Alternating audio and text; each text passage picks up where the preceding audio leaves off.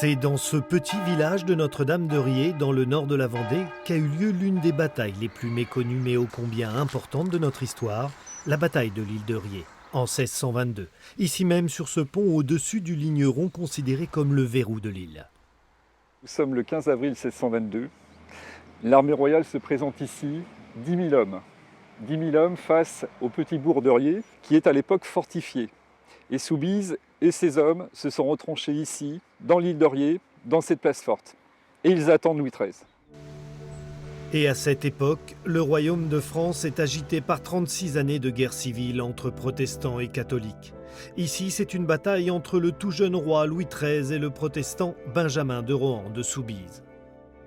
L'Assemblée protestante de La Rochelle a un an plus tôt décidé le découpage de la France en 8 régions administratives et militaires. Soubise, lui, il a le Poitou et puis même un petit peu plus largement. Et depuis le printemps, son armée s'est mis à piller toutes les églises du Poitou.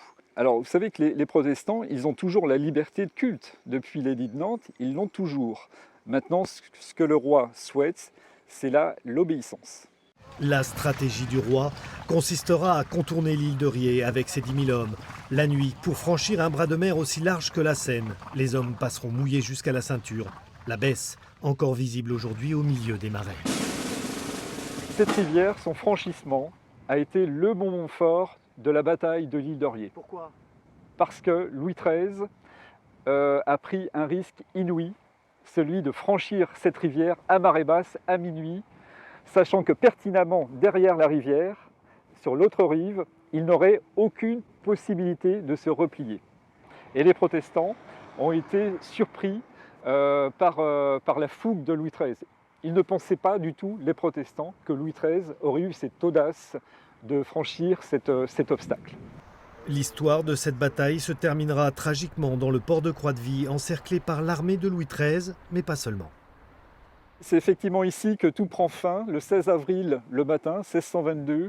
Les protestants se sont trouvés acculés à la vie, obligés de rendre les armes, et très rapidement, la situation va dégénérer. Certains ont pu embarquer, mais une poignée de protestants va se mettre à tirer en direction des royaux. Les mousquetaires du roi vont riposter immédiatement, et très vite, la situation va dégénérer. On assiste à un véritable déferlement de 12 à 15 000 maréchins qui sont assoiffés de vengeance. L'île de Riez a été pillée dans son étendue le jour du 13 avril 1622. Et en l'espace de quelques heures, 2500 protestants vont trouver la mort ici à Croix-de-Vie. C'est un drame épouvantable. On a eu plus de victimes ici en quelques heures que la nuit de la Saint-Barthélemy à Paris. 4000 protestants perdirent la vie pendant cette bataille de l'île de Riez. Louis XIII sera célébré pour sa fougue et cette victoire annoncera l'arrivée d'une monarchie absolue dans le royaume de France.